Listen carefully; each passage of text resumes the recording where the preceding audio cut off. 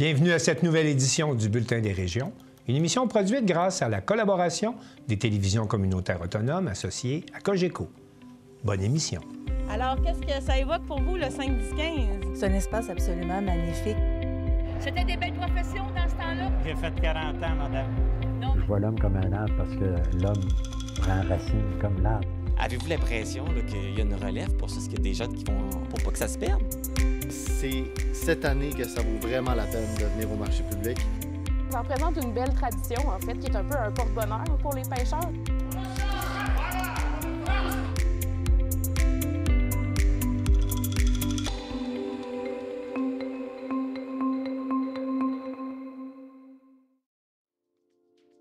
Au sommaire pour vous cette semaine. À Chandler, les pêcheurs de homards demandent au gouvernement fédéral de participer aux décisions concernant la gestion de la pêche. À Amqui, le vieil hôtel de ville, construit en zone inondable, sera déconstruit. À Bonaventure, la Fondation Étincelle Jeunesse souhaite amasser 1,5 million de dollars sur 3 ans pour soutenir les élèves issus des milieux défavorisés. Dans le centre du Québec, le regroupement des organismes des personnes handicapées veut améliorer l'accès au transport adapté. À Mont-Tremblant, on célèbre le 35e anniversaire de la réputée concentration de musique de l'école Curé-Mercure. À Thetford, les sorcières de Salem prennent possession du théâtre Louis Hébert. À Châteauguay, lancement de l'exposition L'œil et l'oreille. Et pour commencer cette émission, on va se rendre à l'île aux Coudres, où l'on ne comprend pas qu'après 2 ans de conflit entre la Société des traversiers du Québec et ses employés, les négociations pour une nouvelle convention collective piétinent toujours. Mathieu Larivière, de TVCO.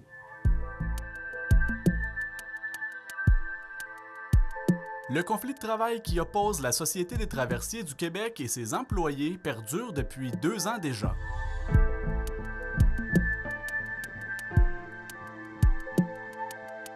TVCO est allé à la rencontre du maire et de quelques commerçants de l'île aux Coudres suite aux 3 derniers jours de grève qui ont été débrayés par le syndicat.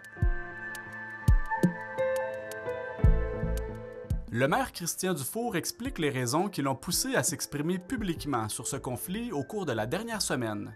On comprend mal là, que pourquoi la société ne négocie pas sérieusement avec le syndicat. Le syndicat nous dit qu'il se rend pour négocier, mais c'est des négociations d'une journée aux 2 mois ou aux 3 mois. Donc, tu ne peux pas régler un conflit comme ça. Donc, ils ne seraient pas intéressés à, eux, de leur côté, faire débloquer les choses? Ça regarde ça, là. M. Dufour indique que les communications entre son administration et la Société d'État ne sont pas au beau fixe. Les relations sont... Je ne peux pas dire qu'elles sont bonnes. J'ai parlé à Mme Greta. Maintenant, je dois communiquer avec le directeur de la Traverse pour faire mes demandes. Lui, il parle à Mme Greta, puis la réponse me revient par le directeur. Donc, vous n'avez plus un accès direct à Mme Greta. Le lien est plus là. C'est un peu spécial hein, que le maire ne puisse pas parler à la présidente directrice générale de la société. C'est un petit peu... Je suis déçu, là, un peu de ça.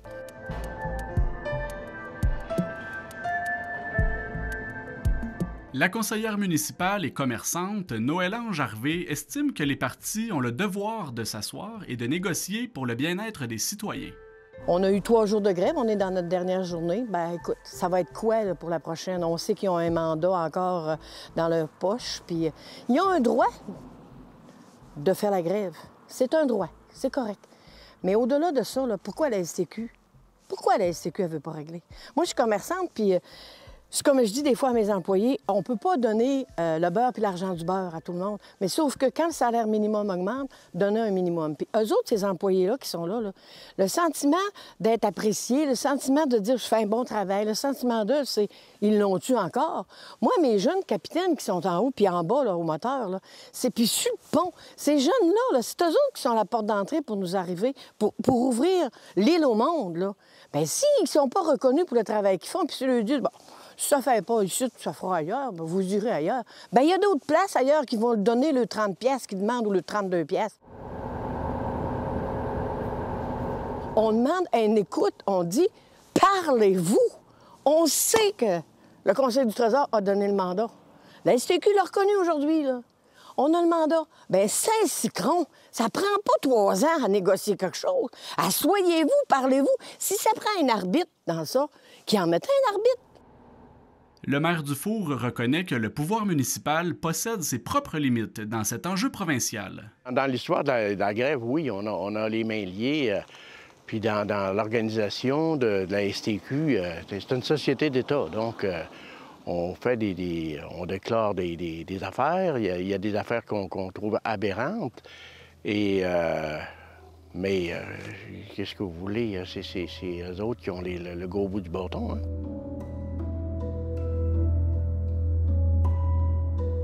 La population, là, on a plein d'oreilles et plein de bottes. Là. On commence à être tanné, c'est comme je vous ai dit tantôt. Là. On a notre été qui s'en vient avec la préparation de tous les commerces qui se préparent pour accueillir nos gens, puis se préparent pour la saison estivale. Puis c'est toujours comme je vous dis, c'est toujours cette sensation-là qu'on a il va y avoir une grève, il va y avoir incertitude qui est tannante puis qui n'est pas plaisante. Puis que ce soit pour nos commerces ou pour notre population, on va dire le bateau, il va-tu marcher? Ça, moi j'ai jamais vu ça. J'ai travaillé 22 ans à la société, puis j'ai jamais senti cette incertitude-là là, aussi grande que présentement.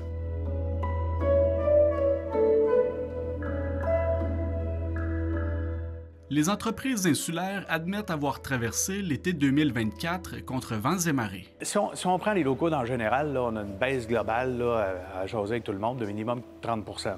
Ça, c'est global dans l'île, peu importe le commerce. Nous, on l'a vécu. L'étal, comme on était en première année, on peut difficilement quantifier, mais c'est sûr que si on avait eu plus de monde, on avait la ressource nécessaire pour les servir. Dans les autres endroits, la cidrerie et la biscuiterie, c'était ça, des baisses globales sur l'année. En 12 ans d'opération, ça a été de très, très, très loin ma pire année. Là. Pas à peu près. Là. On parle de quasiment 45 % de baisse de revenus. Ça annulait des chambres au mois d'août. Il n'y a jamais eu de grève au mois d'août.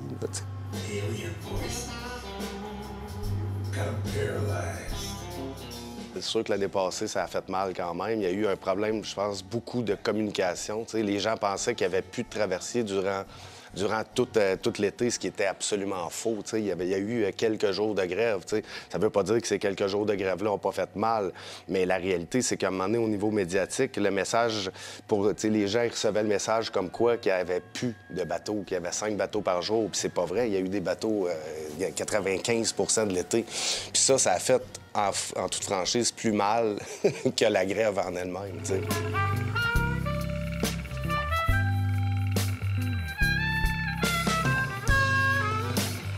Les commerçants aimeraient notamment que l'île puisse jouir d'un statut à part entière. Dans la tête des gens, il y a un doute. Fait qu'il faut que la grève se règle au plus vite. On demande au gouvernement de considérer qu'on est un endroit particulier. On n'est pas Québec-Lévis, là. Il faut que quelqu'un comprenne ça dans sa tête, là, puis qu'il faut qu'il arrête de nous faire planer une grève sur la tête, là. Parce que c'est essentiel, là. Il n'y a pas de pont ici, là. C'est plus qu'essentiel. Moi, le dossier essentiel, là, les gars du bateau, premièrement, là, s'il arrive une ambulance, ils vont la prendre puis ils vont la porter de l'autre côté. Ça, c'est l'essentiel. Nous, ce qu'on veut, c'est un lien. Ce qu'on veut, c'est notre route. On la veut à toute heure du jour. On la veut disponible. Il y a un horaire de traversier. Les gens regardent l'horaire. C'est ça. C'est comme la 138, c'est la 362. Ça s'appelle une route. C'est d'un quai à l'autre, sauf qu'au lieu d'être une route en asphalte, c'est un bateau qui l'a fait. C'est tout. C'est comme à Baie-Sainte-Catherine-Tadoussac, c'est le prolongement de la route. Ce qu'on a à l'île aux Coudes, c'est une route.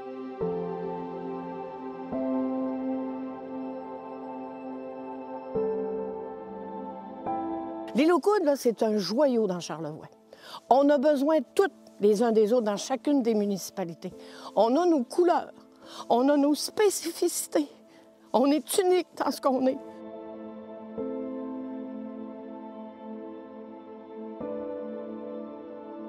Puis là, on dirait qu'on est tout seul à vouloir se battre. C'est comme dans les négociations. Les autres municipalités à travers la province, il n'y en a pas qui chiolent. Il y a juste les locaux qui chiolent. On a l'air d'être des chioleux. Mais si on chiole, c'est parce qu'on a raison de chioler. On veut un statut particulier pour notre île, parce que c'est une île.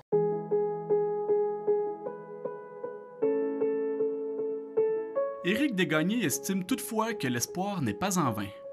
Bien, on est toujours en mode espérance. C'est un petit peu ça, la force de l'île aux Coudes. On espère toujours que ça va finir par se régler. Là, il y a quand même des démarches qui sont entreprises par la municipalité, les comités de citoyens, pour mettre un peu plus de pression.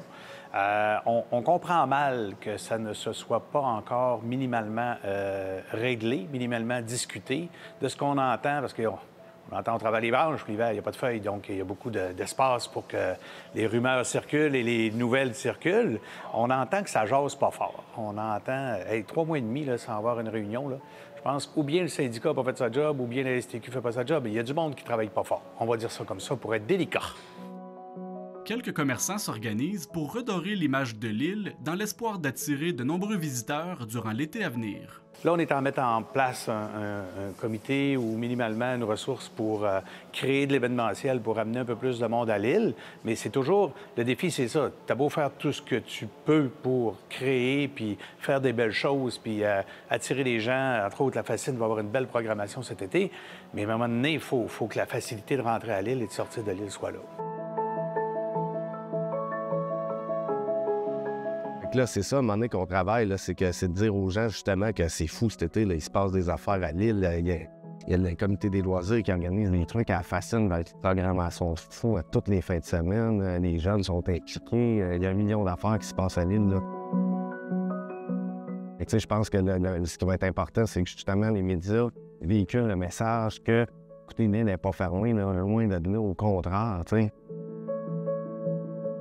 Une dernière journée de négociation a notamment été organisée suite aux 3 derniers jours de grève. Les 2 parties impliquées ne souhaitent pas commenter le conflit dans l'espoir de trouver une voie de passage d'ici le début de l'été 2025.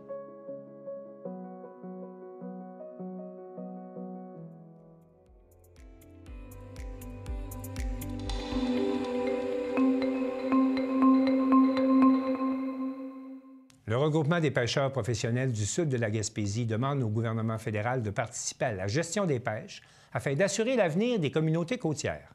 Un reportage de Jean-Denis Laperrière de la télévision du Rocher-Percé. Le regroupement des pêcheurs professionnels du sud de la Gaspésie a tenu un point de presse le mercredi 26 mars au club de golf de Chandler pour exprimer son mécontentement envers le gouvernement fédéral.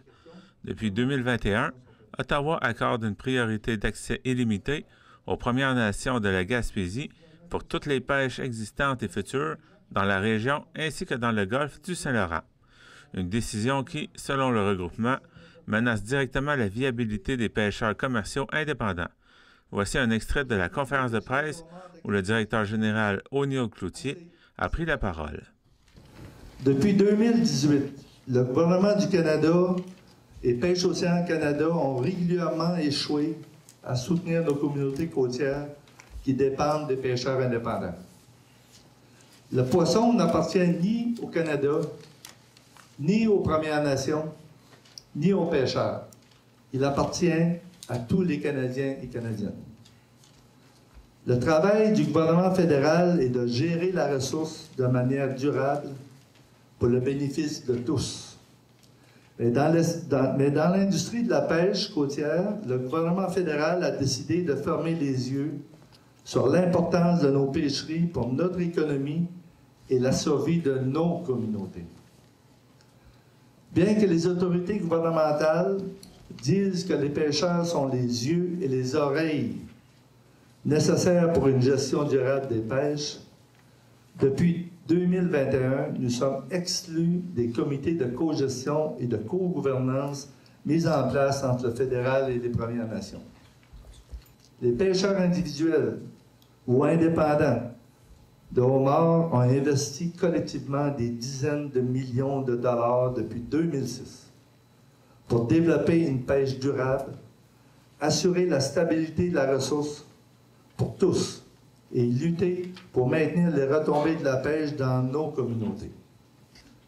Pourtant, sous couvert d'apporter une solution économique, un soutien économique, c'est-à-dire à nos communautés côtières, et d'acquérir des connaissances sur le homard, l'ancienne ministre fédérale des Pêches a joué à l'apprentie sorcière en émettant un grand nombre de permis exploratoires en Gaspésie. En ce faisant, elle autorise l'augmentation des prélèvements sur le homard de 112 % dans les zones commerciales, notamment dans la zone commerciale 19A2 à 19C2, c'est Parc-Forillon vers Mont-Louis. C'est-à-dire, c'est ça, Cap-des-Rosiers vers Mont-Louis, si je me souviens bien. De manière aléatoire, sans tenir compte des impacts économiques réels sur les pêcheurs déjà en difficulté et sans savoir si la ressource peut soutenir une telle pression. Plus d'1 milliard de dollars ont été donnés aux Premières Nations en Atlantique, dont 259 millions de dollars il y a à peine 2 mois, pour soutenir la réconciliation dans les pêches et la mise en œuvre des droits de pêche non définis. Le regroupement accuse le gouvernement d'hypocrisie. Le ministère des Pêches Océan Canada agit avec beaucoup d'hypocrisie parce qu'on sait déjà que le plan proposé qui est en œuvre présentement dans la zone 19, on sait déjà que le 24 juin l'an dernier, il était déjà bâclé. On le sait parce qu'on a eu des accès à l'information. Il était bâclé. Alors, le 6 décembre 2023, la bande autochtone de l'Estigouge a fait parvenir une lettre à la ministre des Pêches en nous disant « Maintenant qu'il n'y a plus de crevettes, on veut avoir accès à la pêche au homard. » Au mois de juin, le 24 de juin, déjà, ils savaient qu'ils allaient avoir des permis exploratoires dans la zone 19. Et nous, on a dû attendre pour la consultation au 16 octobre, puisqu'on a exigé à chaque mois, à partir du mois de juin, la date de consultation. On nous a répondu à la fin septembre que ça allait être le 16 octobre. Malheureusement, les dés étaient joués, les dés étaient pipés.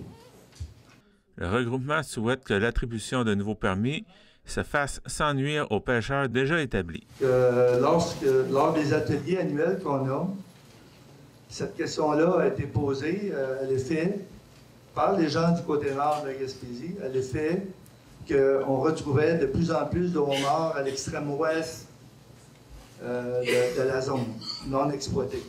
Alors nous-mêmes, comme organisme, il y a 4 ans passés, 5 ans passés, on a proposé au ministère, évidemment, puisqu'on ne peut pas, évidemment, empêcher une région en développement d'avoir accès à une ressource qui arrive chez elle, on ne peut pas les empêcher de le faire. Ça fait qu'on a proposé au ministère, évidemment, d'émettre un certain nombre de permis selon, évidemment, le protocole scientifique utilisé à l'époque, qui est évidemment d'émettre en premier, pour un certain nombre d'années, des permis de pêche expérimentaux pour voir si la ressource, pour aller chercher des relevés de ressources, pour voir s'il y a vraiment d'abondance.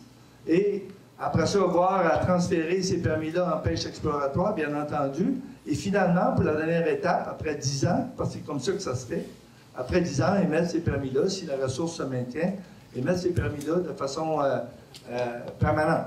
Hein, des vrais permis de pêche. Ils l'ont fait. Dans cette zone-là, la nouvelle zone exploratoire qu'on parle, ça a été fait il y a 5 ans passés. Et les pêcheurs Wolastoqey et un pêcheur blanc ont pêché de façon scientifique pour récupérer des données, donc en stade expérimental pendant 4 ans. Et en 2024, ces permis-là ont été transférés en permis exploratoire, qui suit le processus habituel. Lorsqu'on a été consulté, on a proposé au ministère, on a dit oui, on est d'accord, on ne peut pas effectivement empêcher une région de se développer, surtout si une ressource arrive, mais encore faudrait-il que les permis exploratoires que vous envisagiez de donner soient strictement donnés dans la zone exploratoire et non pas dans la zone commerciale à côté, qui était située à côté. Puis encore faudrait-il aussi que vous émettiez ces permis-là de façon très graduelle pour éviter que tous les pêcheurs de homards en Gaspésie, même dans des secteurs où l'abondance n'est pas si grande que ça, souffrent d'une baisse de prix à cause de la surabondance du homard local, régional. Alors, Malheureusement, ils n'ont pas écouté. Ils ont dit non. Ça, c'était trop simple comme approche. Ils ont dit non. Alors, ce qu'on a vu apparaître, c'était tout de suite des permis exploratoires. Donc, la phase expérimentale a été abandonnée. On a donné des permis exploratoires. Et en plus, on a donné des permis exploratoires en dehors de la zone exploratoire qui était ciblée. On a donné des permis exploratoires dans une zone connue, une zone commerciale connue, où des pêcheurs vivent là depuis 40 ans de la pêche et où de nouveaux pêcheurs avaient récemment acheté des permis avec des prix très élevés. Et là, à partir de la deuxième année de leur plan, là, ben, on va mettre en compétition des pêcheurs qui détiennent des permis exploratoires à côté de gars qui ont payé jusqu'à 7-8 millions pour leur permis. Puis on va leur dire, ben, bonne chance les gars, là, payez-les vos permis maintenant. C'était Jean-Denis Laparrière à Chandler. Vous écoutez votre reflet d'ici. Revoyez tous nos reportages sur notre site Internet.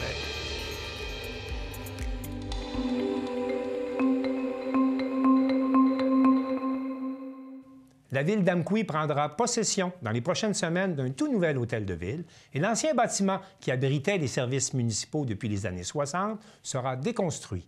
Un reportage de l'équipe de la télévision communautaire de la Matapédia. Plus tôt cette semaine, notre collègue Carl Blanchette était du côté de la ville d'Amqui pour connaître l'avenir de l'hôtel de ville actuel. Donc, bonjour Sylvie, mairesse d'Amqui. Donc, on a présenté ce soir le plan pour l'avenir de l'hôtel de ville. Vous avez décidé d'aller vers la déconstruction. Pour quelle raison? Bien, c'est que la raison, c'est d'abord, on a analysé beaucoup de réflexions, beaucoup de discussions. À un moment donné, on nous a mis sur la table 4 options. OK?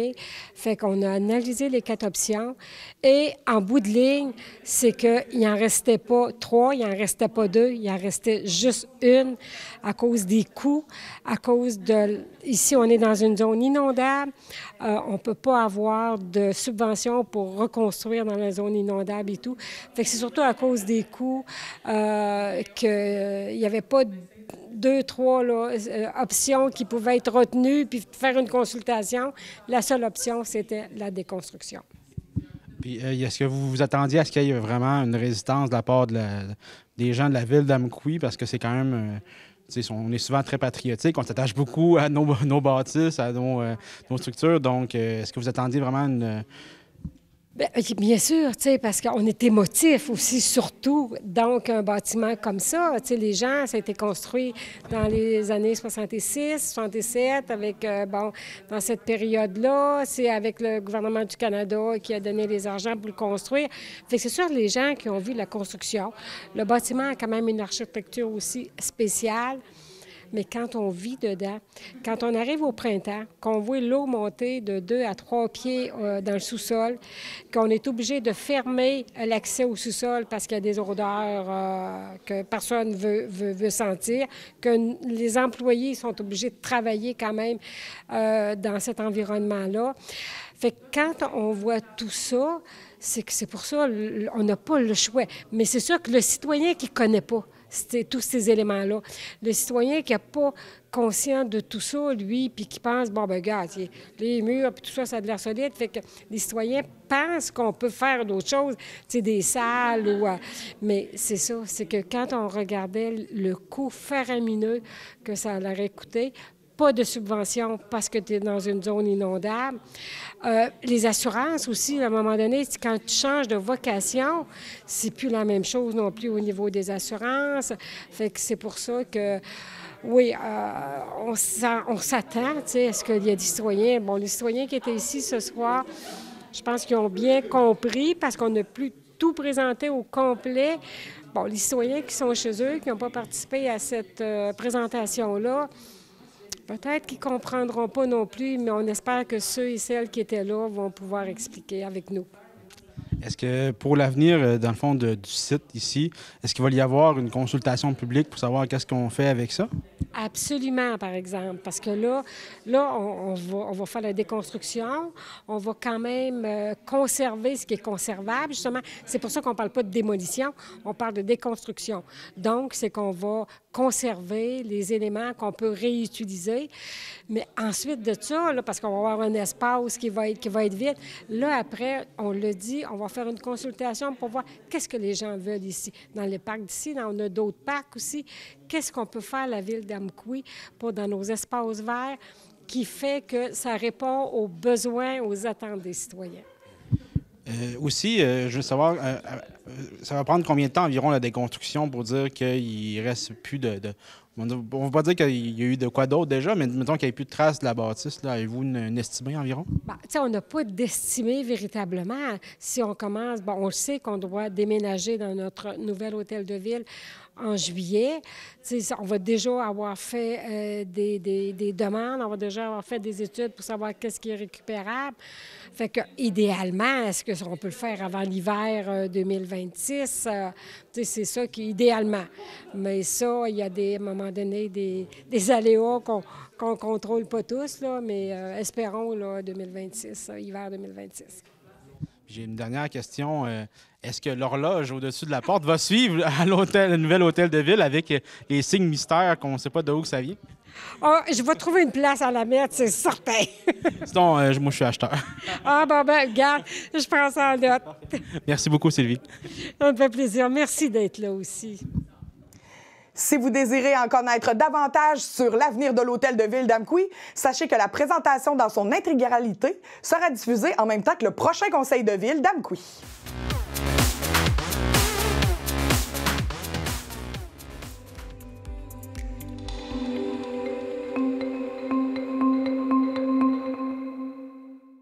Avec 18 écoles sur 28 situées dans des milieux défavorisés, le Centre de services scolaires René Lévesque vient de créer la Fondation Étincelle Jeunesse pour venir en aide aux élèves qui ont des besoins particuliers. Valérie Pinault de Télévague. Le Centre de services scolaires René Lévesque vient d'annoncer la création d'une Fondation Étincelle Jeunesse. C'est quoi le but de cette initiative? Bien, en fait, c'est vraiment de soutenir nos élèves qui sont plus vulnérables dans nos établissements. Donc, ce qu'il faut savoir, c'est qu'on a fait une analyse quand même des besoins sur notre territoire parce qu'on a quand même 18 écoles sur 28 qui sont situées dans un milieu qui est considéré comme étant défavorisé, hautement défavorisé, en fait. Donc, quand on regarde ça, ce que ça veut dire, c'est que 56% de nos élèves qui fréquentent un établissement qui est avec un indice de défavorisation comparativement à 30%. Ça, ce que ça veut dire, c'est que, en fait, on a des élèves qui peuvent arriver le ventre vide, qui peuvent arriver sans collation, qui peuvent arriver même sans dîner, qui peuvent avoir des vêtements qui sont peut-être inadéquats pour les activités sportives, pour être dehors à ce temps-ci de l'année. Donc, on a décidé de créer une fondation pour les soutenir. Présentement, dans les écoles, est-ce qu'il y a des initiatives qui existent déjà? Il y a plein de belles initiatives qui se font dans les écoles. En fait, il y a plusieurs exemples. Il y a les petits déjeuners, il y a les collations. Il y a parfois, on apporte de l'aide à nos élèves en payant les dîners. Ça, c'est un exemple. Ou encore en apportant des vêtements. On a des belles idées créatives qui se font dans nos établissements, mais on a aussi des beaux partenaires qui nous soutiennent. Mais malgré ça, ça demeure que c'est quand même difficile, d'où l'importance de notre fondation. On vient de démarrer, on a une nouvelle OBNL. Donc, ce qu'on va faire, c'est qu'on est en campagne majeure de financement actuellement. Notre objectif, c'est d'ici 3 ans de pouvoir amasser tout près de 1,5 million de dollars. Quand même un gros montant pour la région. On a quand même tout près de 300 000 de confirmés aujourd'hui, presque le double là, dans les prochaines semaines qui devraient être confirmés. Donc, on est bien avancé. Donc, on va solliciter les entreprises du coin. Les gens de l'interne aussi, des gens qui travaillent pour le centre de services scolaires vont avoir, il y a une campagne à l'interne qui va se faire.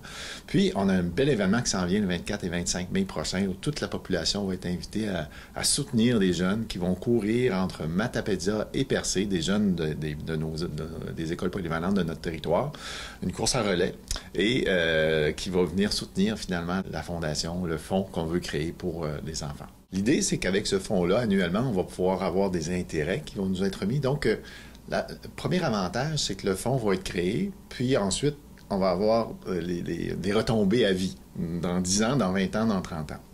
Maintenant, avec ces intérêts-là qu'on va recevoir annuellement, les écoles, lorsqu'ils vont voir des enfants arriver avec des besoins particuliers un matin donné, vont répondre à ce besoin-là rapidement. Donc, il manque pour s'assurer que les jeunes aient le ventre plein, bien habillés, que les jeunes ne soient pas marginalisés non plus parce qu'ils ne peuvent pas participer aux activités parascolaires de leur école. Souvent, ça peut être un frein, le frein financier.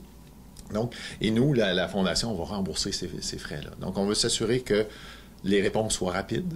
Puis, ce qui est important aussi, c'est que 100% de l'argent qu'on va recevoir va aller aux enfants.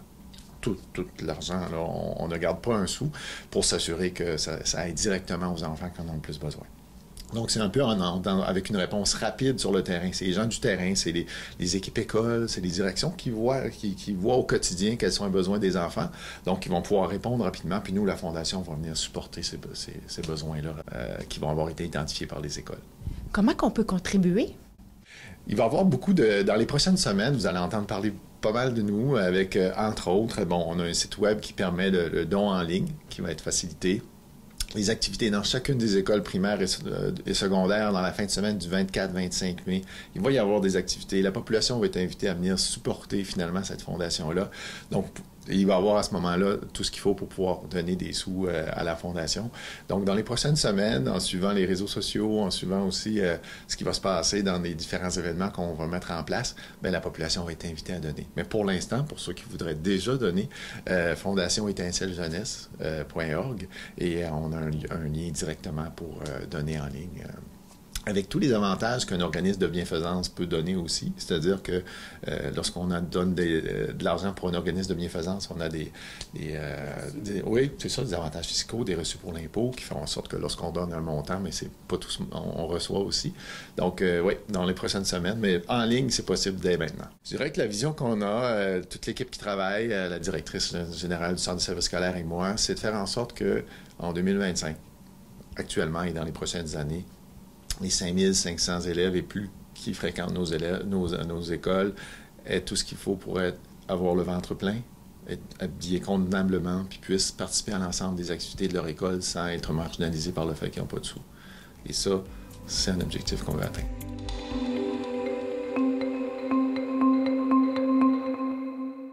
Le regroupement d'organismes de personnes handicapées du Centre du Québec, qui regroupe pas moins de 40 organismes, veut améliorer l'accès au transport adapté. Sylvana Suarez, de la Télévision de l'Érable, s'entretient à ce sujet avec Patrick Poulain, le directeur général du regroupement.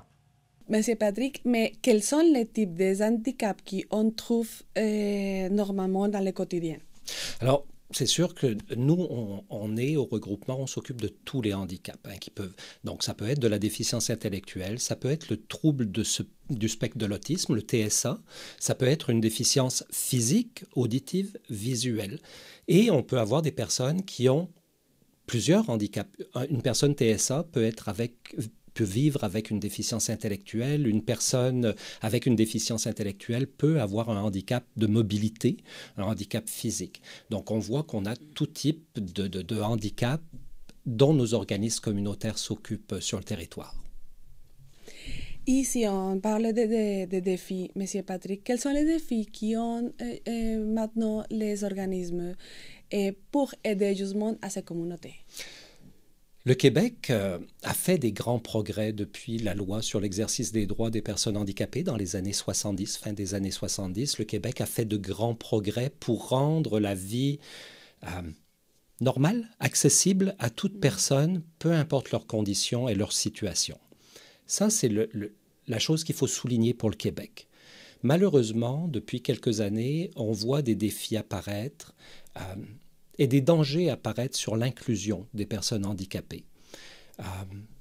Multifacteurs, que ce soit des orientations gouvernementales, que ce soit des coupures budgétaires, on a ces risques qui arrivent. Par exemple, l'accès aux services de santé et de services sociaux.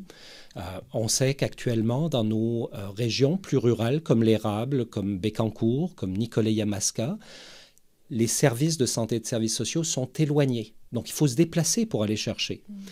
Déjà, pour une personne qui a aucune contrainte, c'est pas facile de se déplacer en interrégion. Donc, imaginez pour une personne qui a un handicap. C'est également des problématiques de logement qu'on va retrouver. Vous savez qu'on vit une une pénurie de logements pour tout le monde, pour tous les Québécois. Mais imaginez maintenant que vous soyez en situation de handicap, il vous faut un logement adapté et accessible. Et ça, c'est encore une couche de plus de difficultés qu'on rencontre pour les personnes handicapées. Je vous parlais de la facilité à se déplacer. Actuellement, les personnes handicapées rencontrent un défi majeur qui est le transport adapté, qui est aussi le thème de notre campagne cette année pour la SQDI, pour la Semaine québécoise de la déficience intellectuelle. Le transport adapté, c'est un moyen pour les personnes handicapées de se déplacer vers des services, d'aller faire leur épicerie, d'aller travailler, d'aller à l'école, d'aller voir un conjoint, une conjointe, un amoureux, une amoureuse. Actuellement, le transport adapté ne couvre que quelques plages, et encore quand on accepte de vous transporter. C'est un défi énorme qu'on a au Québec, pas seulement dans l'érable, pas seulement dans le centre du Québec, mais au Québec au complet, le transport adapté qui permet justement aux personnes handicapées d'être inclus dans notre société, d'avoir une vie à part entière, une vie normale. C'est une contrainte. Le transport adapté n'est pas assez développé et on réclame justement des investissements majeurs dans le transport adapté et une ouverture des communautés, des villes, des MRC pour justement augmenter leur capacité de transport pour les personnes handicapées. C'est un des grands enjeux qu'on a. Et pour mieux comprendre, parce que, bon, pour moi, c'est aussi un sujet inconnu un peu, mais si on parlait de transport adapté, c'est quoi, Monsieur Patrick? Est-ce que ce sont des gros autobus pour eux, ou c'est de donner peut-être un véhicule à chaque personne qui est en situation de handicap? Le transport adapté, c'est un transport collectif. Comme les autobus, pour les personnes qui n'ont pas de handicap, on a du transport collectif dans la MRC de l'Érable, dans la MRC d'Arthabasca, au centre du Québec. Toutes les MRC ont du transport collectif, par autobus, par petit véhicule également. Quand on parle de transport adapté, effectivement, la plupart du temps, on va aller chercher des véhicules qui vont permettre l'embarquement de chaises roulantes. Ça peut être des autobus, mais ça peut être des véhicules, des taxis adaptés également. La différence entre le transport collectif et le transport adapté. Le transport collectif, vous allez aller vers un point d'embarquement, un arrêt bus, par exemple. Le transport adapté, c'est un service de porte à porte, donc du domicile de la personne handicapée jusqu'à son lieu de destination, avec une aide à l'embarquement et au débarquement du véhicule. Donc, c'est la différence entre un transport collectif et un transport adapté. Et est-ce que vous faites aussi des ateliers, peut-être pour renseigner les gens par rapport à ce sujet? Parce que, comme je vous avais dit, c'est inconnu pour quelques personnes, pour moi aussi. Alors effectivement, nous, le regroupement d'organismes de personnes handicapées au Centre du Québec, on regroupe 40 organismes dans tout le Centre du Québec et qui vont interférer dans toutes les sphères de la vie des personnes handicapées, comme je le disais au début, de l'employabilité, l'accompagnement à la scolarité, l'occupationnel, le répit, etc. Nous, on ne fait pas d'intervention avec les personnes handicapées ou la population. On va faire, comme pendant cette semaine, des interventions, plus d'éducation, plus d'information, mais on ne fera pas d'atelier. Ce sont vraiment nos associations, nos organismes sur le terrain qui vont offrir justement ces occasions de rencontre entre la population et les personnes qui vivent avec un handicap.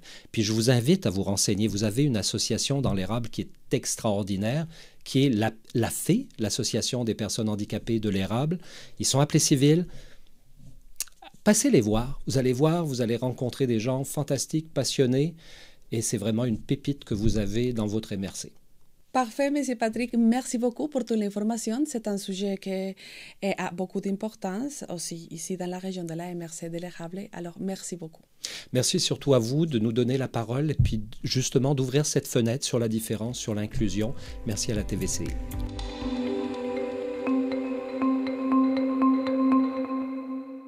Depuis 35 ans, à l'école Curie-Mercure, à Mont-Tremblant, on cultive la musique. Et Dean Brisson, de la télévision communautaire des Laurentides, était au spectacle soulignant cet anniversaire.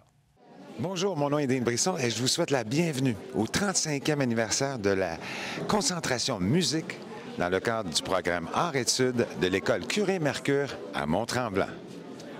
Comment ça va? Grande surprise de vous voir. Bienvenue au 35e anniversaire de la concentration musique de l'École Curie-Mercure qui est sur votre territoire.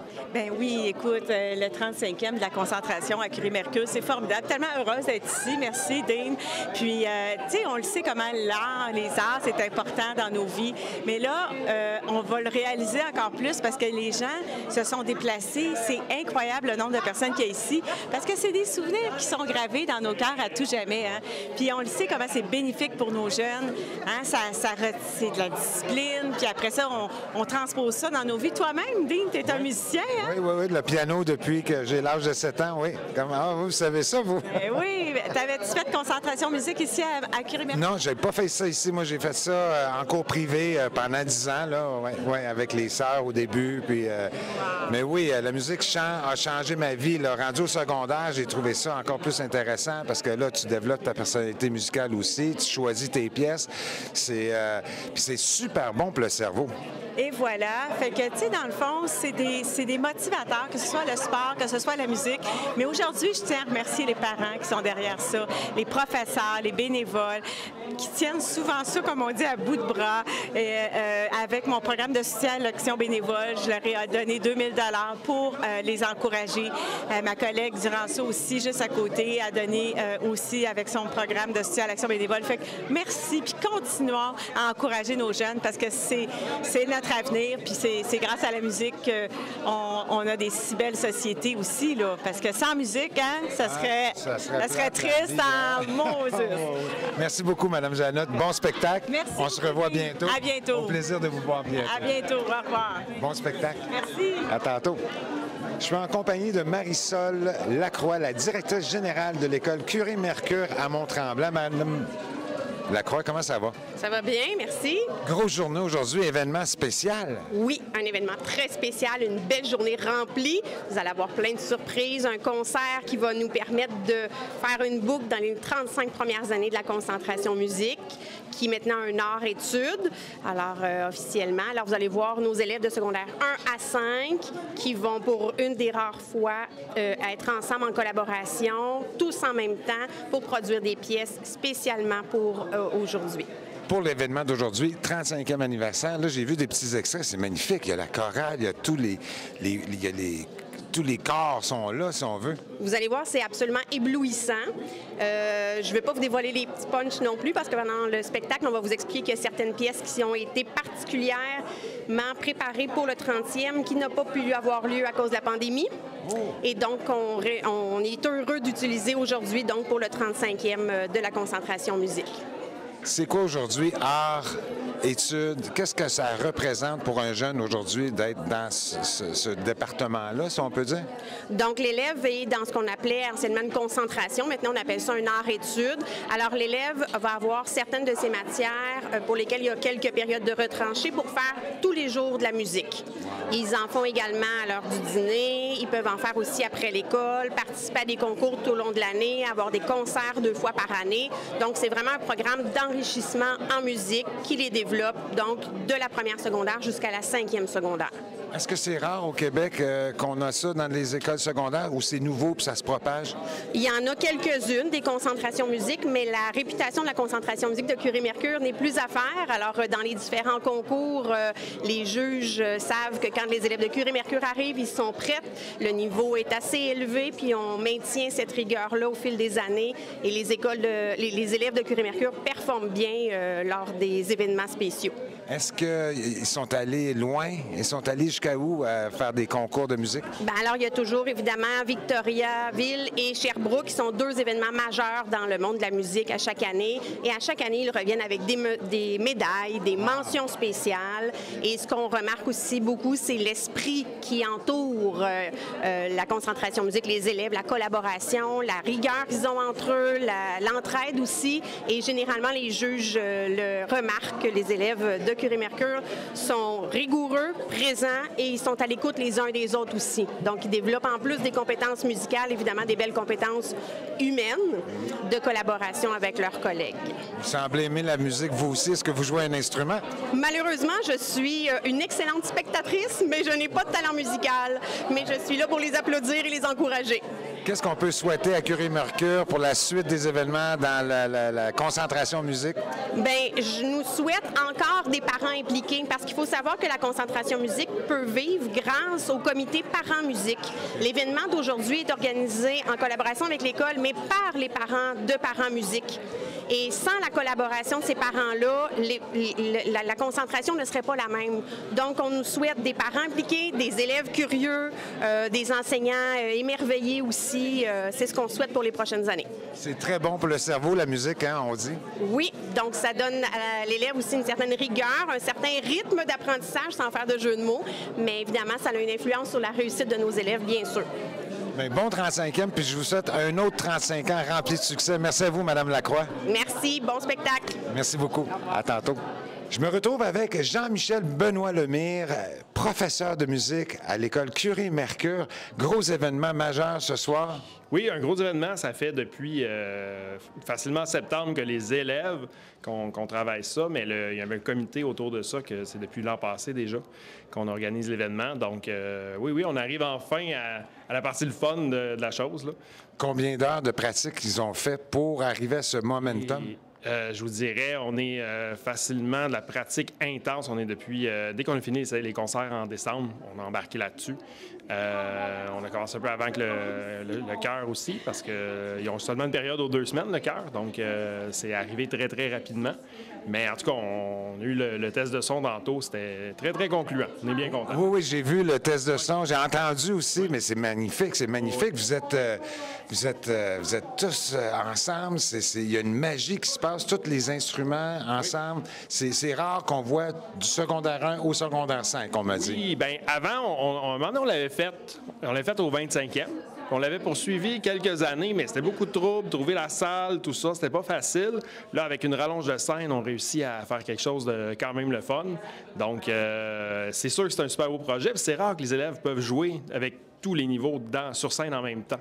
Fait que, qu'ils sont tous à la même place, qu'on enchaîne les ensembles, ça, oui, mais seulement tous les 113 élèves tous ensemble, ça arrive pas très souvent.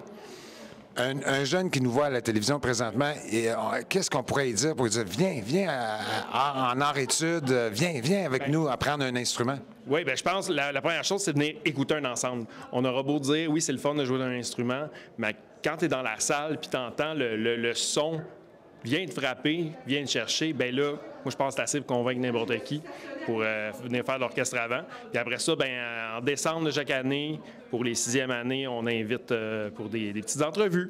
Puis s'il y a des gens qui sont dans d'autres secondaires, ils peuvent aussi venir nous voir. Tu sais, des fois, ça se peut qu'il y ait de la place. C'est pas tout le temps, mais si on a de la place en cours d'année, il y a tout le temps quelque chose qu'on peut faire, c'est sûr.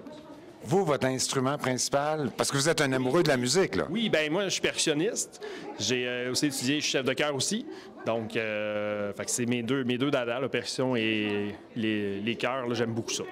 Votre moment préféré du spectacle d'aujourd'hui, ce serait quoi, là? Si vous aviez un numéro à choisir, ce serait lequel? On a un medley Cirque du Soleil qui avait été fait pour nous. Un parent à l'époque, avant la COVID, connaissait René Dupéré, compositeur de beaucoup de la musique du Cirque du Soleil, et nous avait mis en contact, puis il nous avait dit, bien, choisissez des pièces.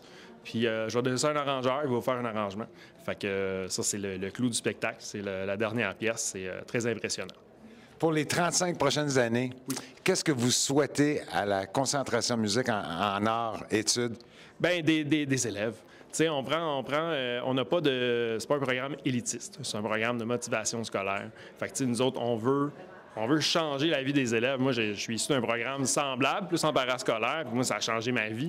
Puis pas seulement au niveau de l'emploi, tu sais, au niveau de travailler en groupe, au niveau d'être autonome, tout ça. Tu sais, moi, je trouve ça beau de voir les élèves passer à travers tout ce processus-là. T'sais, on les voit partir au cégep, puis on peut les regarder et faire « OK, on le sait qu'ils vont être corrects. » Ils partent ils vont être des bons citoyens sans problème. Vous, ça fait combien de temps, précisément, là, que vous êtes dans le domaine de la musique, que vous enseignez la musique? Que j'enseigne la musique, j'ai commencé en 2005 à Vaudreuil-Dorion, à l'école secondaire Cité des Jeunes. Puis en 2013, je suis arrivé ici. En janvier, là, j'ai été catapulté un petit peu, puis depuis ce temps-là, ben, j'étais un amoureux des Laurentides, très sincèrement. Ouais, oui. Félicitations à vous. Je vous souhaite un bon 35e et un mot de Cambronne là, pour tout le monde là, qui nous écoute, là, ça serait quoi? Merde, tout simplement. Tout simplement. Exactement, merde. Bon spectacle à vous. Merci beaucoup. Puis je vous lâche, là, je sais que vous êtes dans le jus. Là. C'est correct, il n'y a pas de problème. À bientôt. Merci. Yes. Merci Salut, pour merci, tout. là. Merci. Ben oui. C'est ça. Eh oui, la musique touche tout le monde d'une façon ou d'une autre. Alors, je vous souhaite d'apprécier ces petits moments là qu'on a captés juste pour vous, que voici.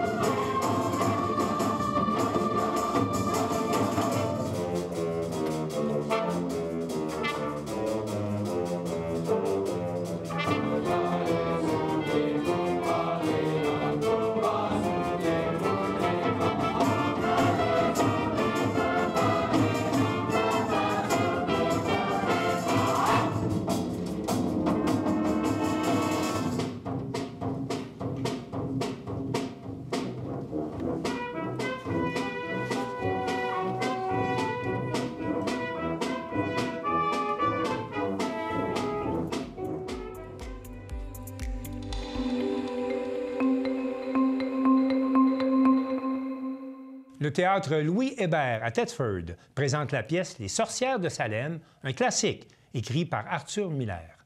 Guy Jacques, de la télévision des Appalaches, a rencontré le metteur en scène de cette pièce, Louis-Étienne Nadeau. Alors, nous sommes ce soir au studio Paul Hébert, où nous avons pu assister à l'avant-première de la pièce Les Sorcières de Salem.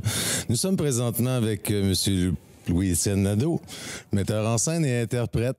Bonjour, M. Nadeau. Bonjour, bonsoir. Pouvez-vous nous, pour le bénéfice de nos spectateurs, nous décrire finalement un peu l'histoire de la pièce qui est Les Sorcières de Salem?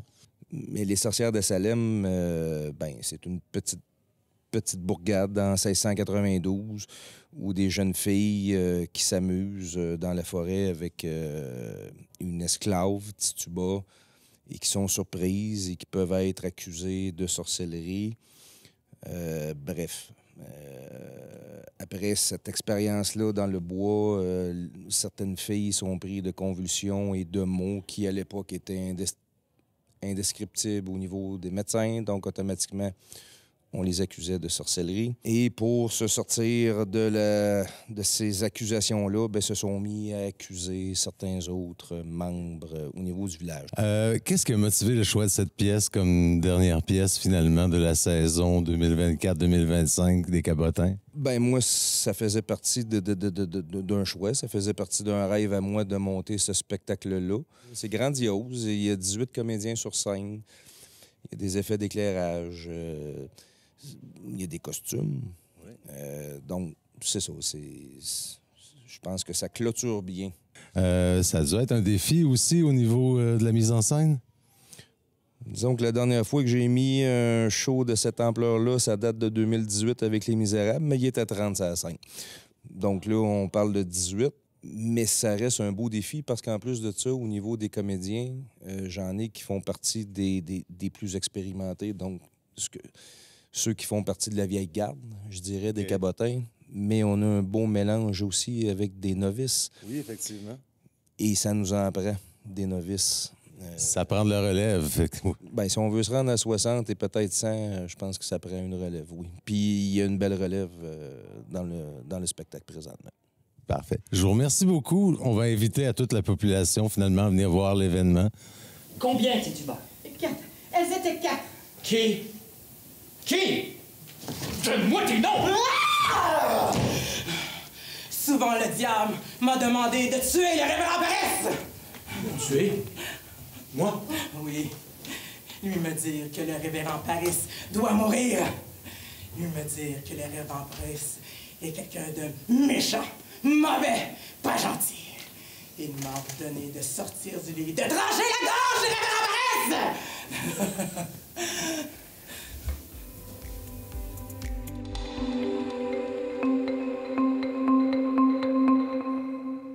Les albums pour l'œil et l'oreille, c'est un projet multimédia qui est présenté sous forme d'exposition par la Société du Musée du Grand Châteauguay. Un reportage de Chantal Bédard de cesure.tv. On vu la lune. Le 28 février dernier s'est déroulé au musée de la Maison Le Pailleur à Châteauguay le lancement de l'exposition L'œil et l'oreille. Pour l'occasion, les artistes multidisciplinaires Anouchka Gravel-Galuchko et Stéphane Daigle, accompagnés du musicien Stéphane Beaulieu, ont offert un récital de musique et de poésie. C'est sur la télé était présent. Dans l'atome du cœur. Pouvez-vous résumer, c'est quoi l'événement ce soir? Alors c'est le deuxième volet. C'est la deuxième fois qu'on présente le deuxième volet des albums pour l'œil et l'oreille, qui est notre projet qui synthétise toutes nos pratiques dans une forme pas mal contemporaine, puisque c'est sous forme de bannière, de pochette de disques et d'une vidéo. Donc, c'est un projet multimédia, habité de tant de fougue et de rêves. Ton élan t'a porté sans trêve.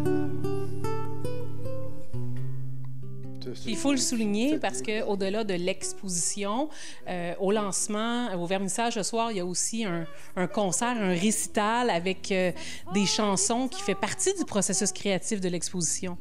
Oui, c'est-à-dire que ce qu'on présente, c'est un ensemble de poèmes dont certains font partie de cette exposition, d'autres ont fait partie du premier volet, et encore certaines pièces sont pas dans ces deux premiers volets. Puis on pense pouvoir faire le troisième volet dans l'année qui vient, puis on rêve déjà d'un quatrième volet. Alors vous imaginez, c'est un projet qui nous captive complètement.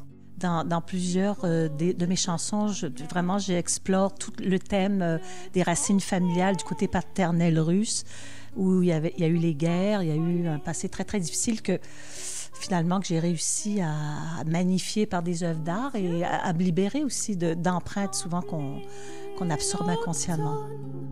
Suffisamment ont vu la lune, n'en demandons pas plus.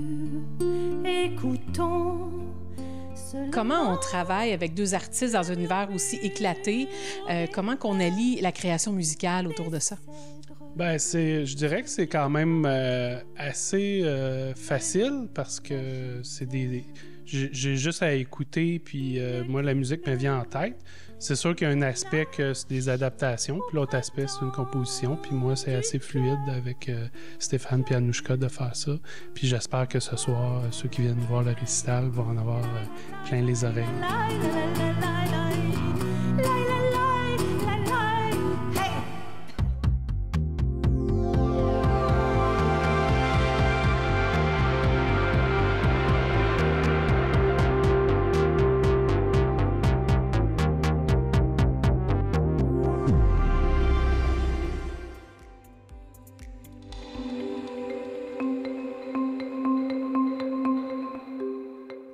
C'est tout pour le Bulletin des régions cette semaine. J'espère que cela vous a plu. Je remercie toutes les stations de télévision participantes et je vous dis à bientôt.